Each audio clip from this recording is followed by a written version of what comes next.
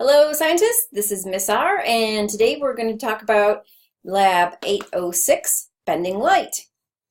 We're going to cover the Minnesota Science Standards about refraction, that's the bending of light, and reflection, that's the bouncing off, like the reflection you see in the mirror every morning of the light bouncing off your face to the mirror and then back to your eyes so you can see yourself. So we're going to use the PhET simulation on bending light. So use the HTML address here to get there. And we're going to turn on the laser pointer with the big red button. And we're going to mess around with the boxes on the right to kind of see what happens. We're looking for the two things light does as it hits the surface of the water. And then we're going to also look at what happens if we change the medium above or below the line in the middle of the screen. So we'll see what that looks like. So here is the PhET simulation, and I logged in and I took the intro option. I'm going to turn on the laser pointer here. And we can see that light travels towards the water, and then instead of going this way to make a straight line, you could put a ruler on your screen and see what a straight line would be. We can see that the light gets bent, and that idea of light getting bent is called refraction. So light getting bent is refraction. And then light bouncing off the surface of the water. You've all seen kind of a reflection of the sun and had the sun glare into your eyes in the summer in Minnesota on a lake. You've had that light reflect into your eyes. So you know what this is all about. This is reflection. So we've got two things going on, refraction and reflection. Now let's kind of mess around and experiment with different types of media and see how the index of refraction changes. So on top, we could go water, water, and then there is no refraction because it doesn't change medium. There is no slowing down. It's going the same speed because it's the same medium, water here and water here.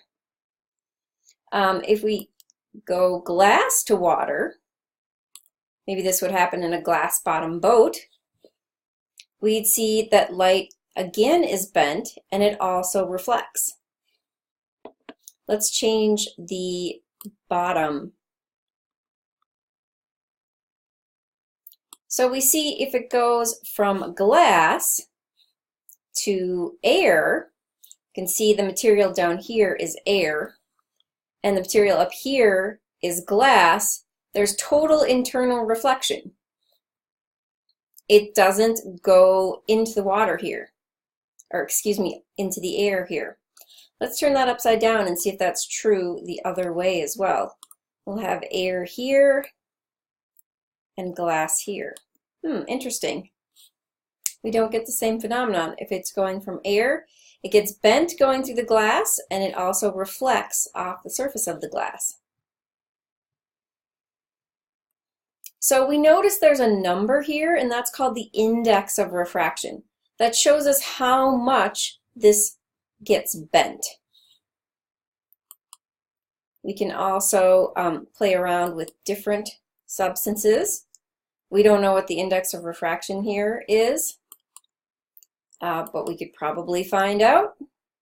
There's different mystery substances, and we'll probably work with those later in the lab. So we have the answers to the first two questions. Let's go look at question number 3. So remember we talked about the two things light does as it hits the surface of the water, refraction and reflection, and describe what those are. And then what happens if we change the medium, what light is shining through in the middle of the screen? We played around with the boxes here, and you can describe what happened. So question 3 here is take the green lens tool that's down in the bottom left-hand corner here and drag it directly over the light coming from the laser before it hits the surface of the water and after it passes through the water. We can see the screenshot here. So we want to measure it here and measure it here. We want to fill in the table on the next page here. So the beam of light before it hits the water, the beam of light in the water, and the beam of light reflected off the surface of the water to the right. So let's go do that. Let's measure. So after we kind of played around with different substances that light was shining through, I set it back to air and water. Here's the intensity tool we can grab. Let's measure the percentage of light shining just into the water, right through the air. So that's 100%. You can write that in your table for question 3. Let's measure it when it's in the water. We notice it's a little bit, some of the light isn't getting through to the water. It's at 94.53%, a little bit less than 100%. Now let's measure it as it's reflected off. Oh, look at that. It was 94 something and now it's 5%. I bet those two add up to 100% of the light. We had 100% here, we had about 95% here, and we've got about 5% here. So let's go fill out that table. So here is the table for question 3. The beam of light before it hit the surface of the water was 100%. The beam of the light in the water below the line was 94 something percent. I'll let you remember what that is. And then the line, the beam of light that was reflected off that we measured up and to the right was 5 something percent. I'll let you go and look at that and write that down. And if you add these two numbers, it probably equals this number.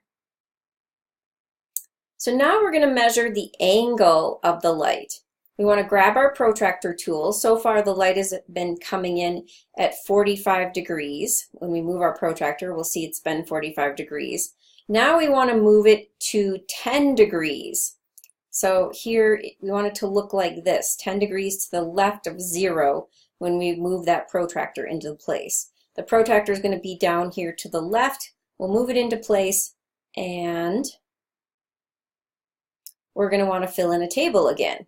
Beam of light, we want to measure the beam of light here before it hits the water, after it's in the water, and the reflected light. So let's go do that. So let's pull our light intensity tool out of the way for the moment so we can bring a protractor in. Here's our protractor. We're going to line up the protractor so that the bottom of the protractor is level with the surface of the water and the 0 is in line with the dotted line here. And we can see that so far we've been shining the light in at 45 degrees. Here's 30, here's 40, there's 45. Now we want to move the laser pointer to just 10 degrees. And we can see that the angle of our reflected light changed. See, watch. Now let's measure intensity again. So we've got intensity before it hits the water at 100%. That's no surprise. We've got intensity after it hits the water at 97% this time. That's a little bit different than last time. It was 94 something. And then the reflected light is 2.22%. So make sure you're filling out that table for question 4. We've got 100% before it hits the water, 97.78 when it's going through the water, and the reflected light is 2.2%. So now you have the information to fill in question 5. Let's go to question 6. We're going to move the laser pointer so that we change the angle of incoming light again. We're going to adjust the laser pointer so it's 80 degrees to the left of the 0 mark or the vertical dotted line. We're going to move it way over, actually this way. Once the laser pointer is in this location, we're going to move the protractor tool back to the toolbox and fill in the table again using the green lens tool. So before it hits the surface of the water, in the water, and reflected off. So let's move our tools out of the way here. This time we're going to move it all the way down to 80. So that's just, here's 90, and we go 10 degrees from 80. That's 2 tick marks here, 2 big tick marks. And now we can see that our angle of reflection has changed, and our refracted light has changed. Let's look at the intensity so we can fill out the table. There's 100% before it hits the water. The beam in the water is 56 this time. That's very different. And the reflected light is 43%. So we might be able to conclude some things about the angle of a source of light and how that affects how much light is refracted and how much is reflected. So again, there's 43% reflected light, 100% before it hits the water, and the light in the water is 56.64%. So we just collected data to fill out table 6. Now let's talk about number 7. Based on what you've observed, describe the relationship between the angle of incoming light. Remember, we looked at 45 degrees, we looked at 10 degrees, and we looked at 80 degrees, and the percentage of light that is transmitted through the water. So think about that. Look at your tables for question 6, 5, and 4, and think about that relationship. We're going to move the laser back to 45 degrees on the protractor and describe how the angle of incoming light compares to the angle of light reflecting off the surface of the water. We can use the protractor if we're not sure. So let's look at the angle of incoming light and the angle of reflected light and compare those two. So remember, we want to move our protractor tool to 45 degrees. And we want to look at this angle of incidence, or the angle the light is coming at the water. And then we want to look at the angle the light is coming off. So here we count 10, 20, 30, 40, 45. And here we count 10, 20, 30, 40, 45. So you can draw your own conclusion about how this angle compares to this angle. So now we've looked at 7A and 7B. We need to bring the laser for 8 so it's shining directly down on the surface of the water. So 0 degrees on the protractor, straight down. We're going to use the lens tool, the green lens tool, to measure the following. What percentage of light enters the water and what percentage of light is reflected back upward? So this time we want the light at 0 degrees. So here's the light before it enters the water. Here's the light after that enters the water. It's 97.88% enters the water. We can't really see what's reflected, but we can assume what's reflected is whatever's not 100% minus 97.88. So you can take 100% on your calculator minus 97.88, and that's the light that's reflected here when we've got our laser pointer at 0 degrees. So we've done number 8. We've measured the percentage of light entering the water, and we've calculated the percentage of light reflected back upward. Now we're going to go to part 2 of the lab, that's prisms. There's an intro, that's what we just did. And now we're going to go to prisms in the PhET simulation. We can choose multiple arrays by clicking on the options under the gray box in the upper right hand corner. We're going to try using different prisms from the box at the bottom to focus and diffuse the light. Focus means come to a point. Diffuse means make the light go as many places as possible. Kind of like you do with a lampshade that diffuses light and makes it go all over your room. Try combining 2 or 3 shapes, play with the sim, and see what all the buttons do. So we're going to have a laser pointer that's got several beams here. We're going to have different prisms that we can put into place. We'll know the index of refraction on our prisms. We can play with these different tools here. We can have multiple beams, a single, and have white light instead of red. We can change the wavelength or the color of the light. And here's our toolbox down here. We're just going to play around with some of the simulations, some of the tools in the simulation, and then we'll think about what shapes focus the light. In other words, make the light rays come to a point. So we're here in the intro, and the next thing we need to do is go to Prisms here. We can turn on the laser pointer. We can have a single beam here, or we can have multiple beams, which might be helpful in figuring out how to focus the light. We can have different indices of refraction. The environment where we're in right now is air. I'm going to leave it there for now. I'm going to try using different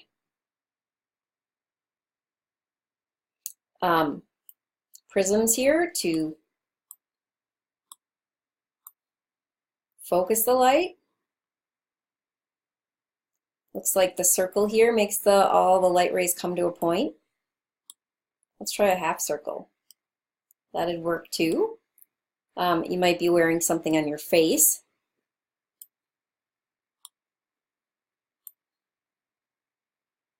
Looks like this shape helps diffuse the light. It spreads out the light.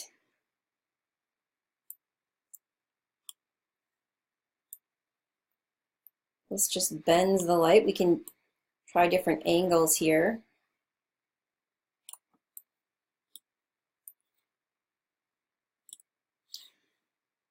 We can use a white light here and see what happens. It's kind of fun to play with that.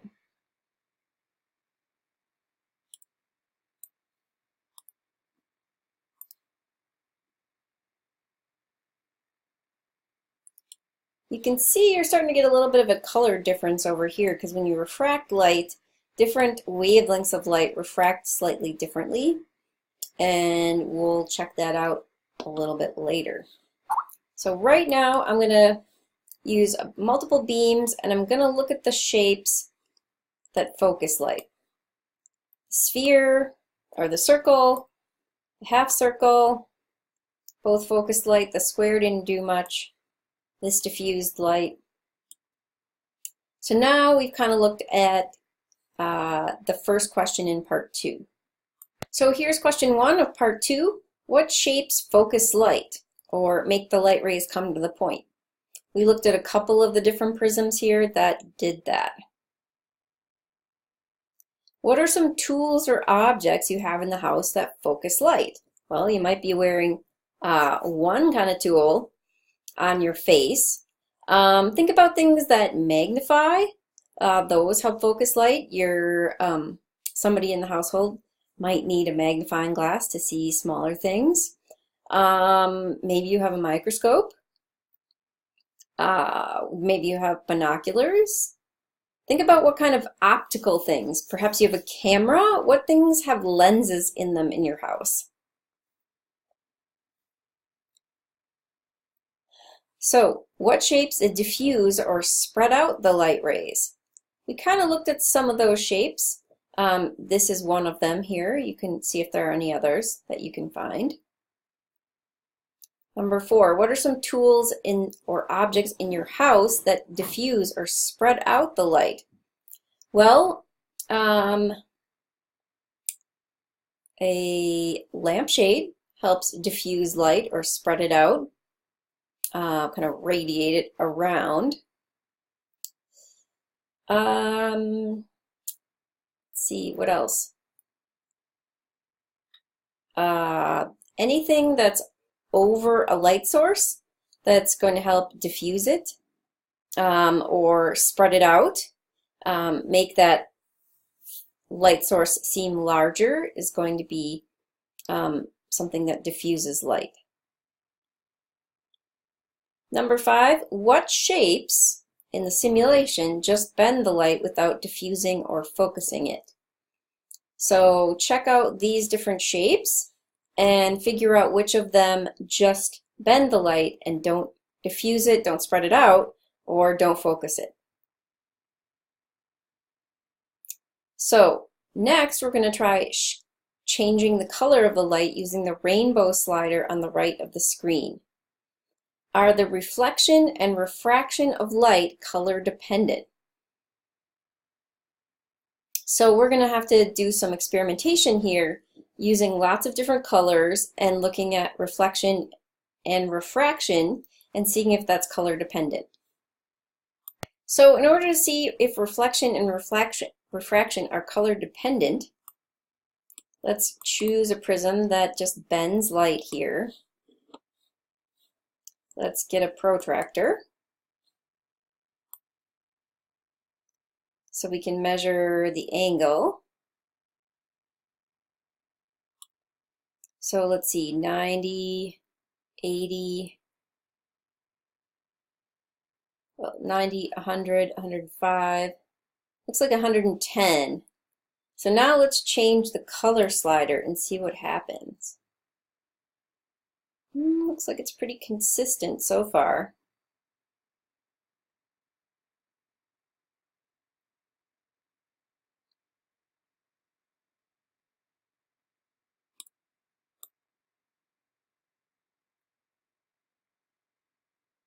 Looks like it didn't move a whole lot.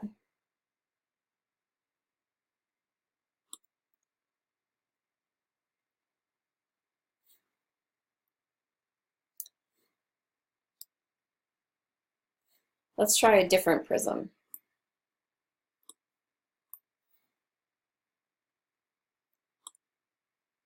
Let's just try a single beam here.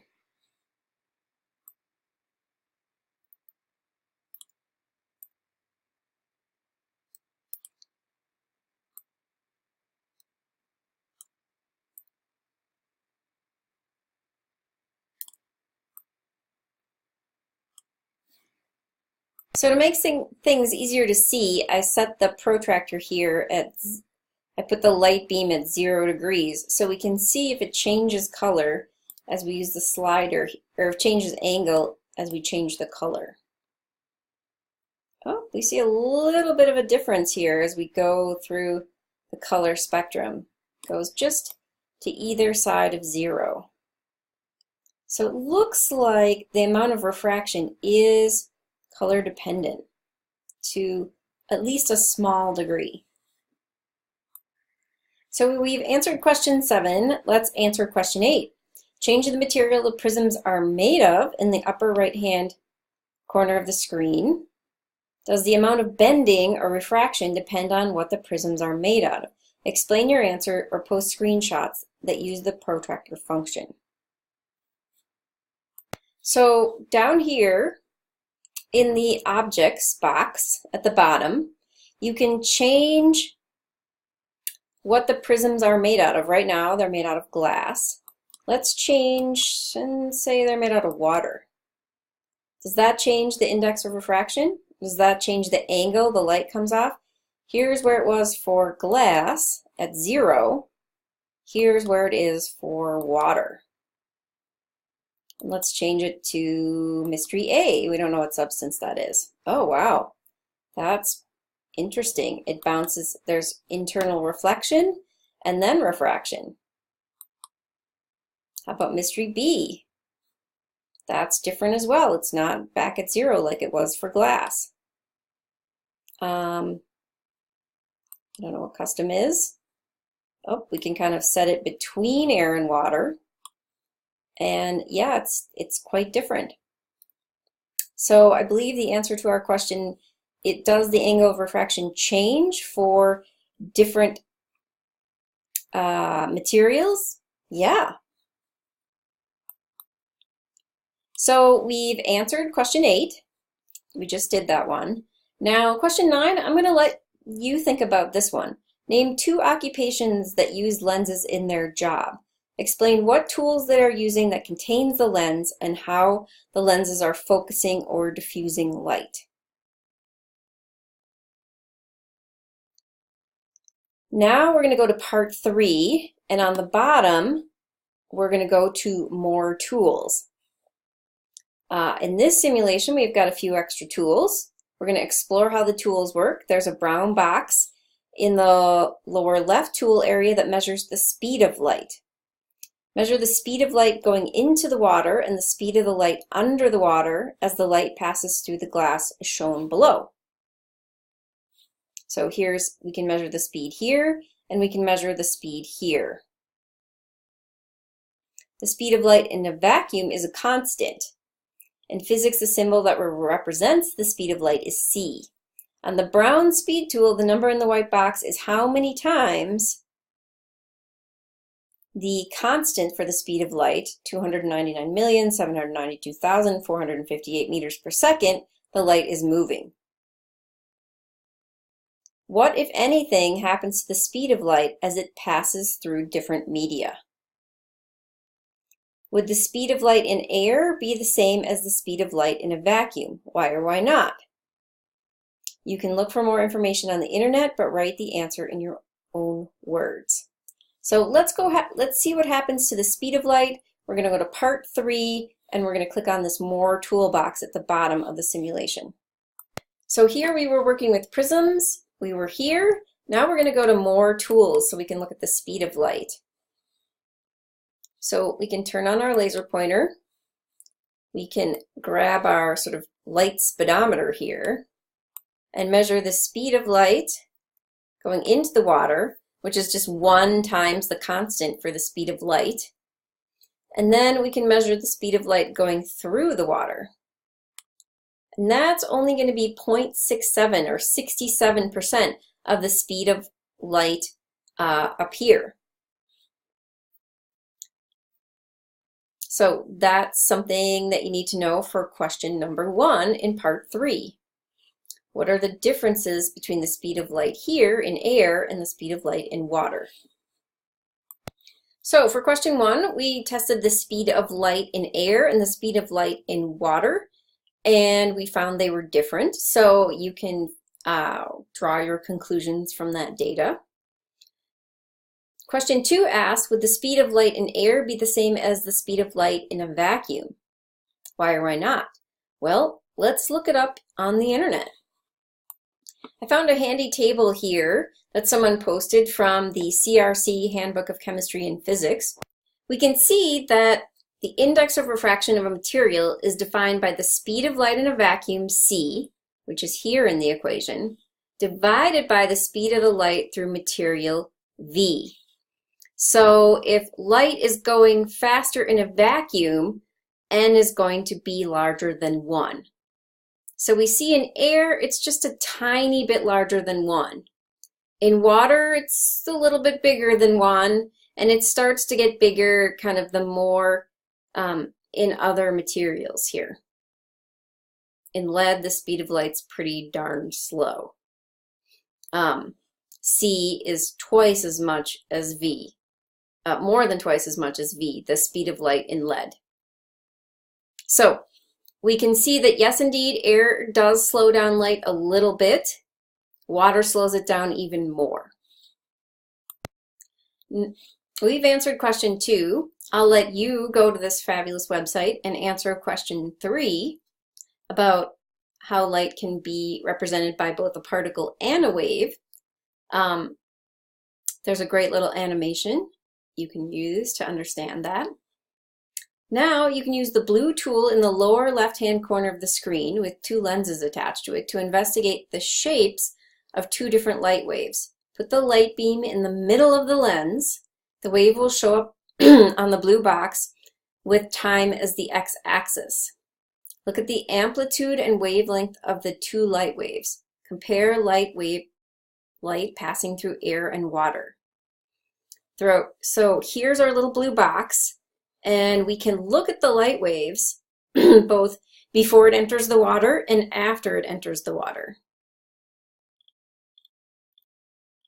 Using what we know about the transmission and reflection of light through different substances, what do you think the amplitude of the wave represents?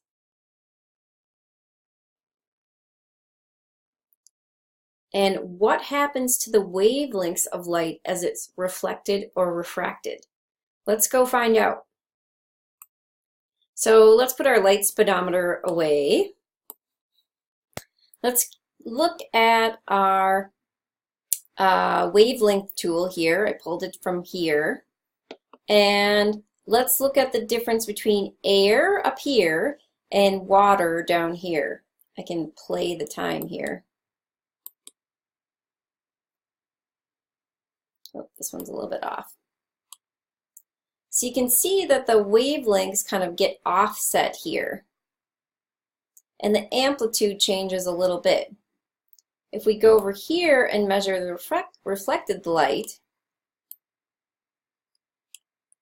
you can see the amplitude changes quite a bit. Here's a comparison again between reflected and refracted. Let's measure the intensity here to give you an idea between the relationship here. Here's the intensity of 100%. Here's the intensity of 10%. And here's the intensity of 89%. If we move this down a little bit more, we might see something different. You can see that the amplitude of the refracted light is a little bit more different, a little bit less, and the amplitude of the reflected light looks a little bit more. You can play around with additional angles, move the laser pointer all the way up, measure refracted and reflected, reflected and refracted, and draw your own conclusions.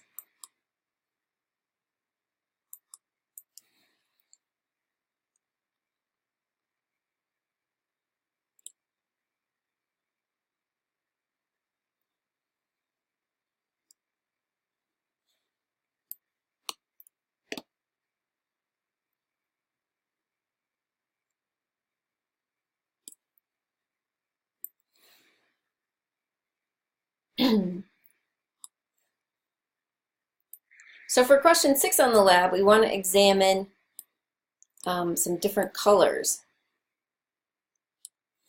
Let's play our wavelength here. As we use the slider here, what happens to some of those, what happens to the waves? There's the blue range. We'll go very, very blue. We'll go very, very red. And you can draw some of your own conclusions. You can try different angles as well, again, with different colors. So, congratulations, you're almost done.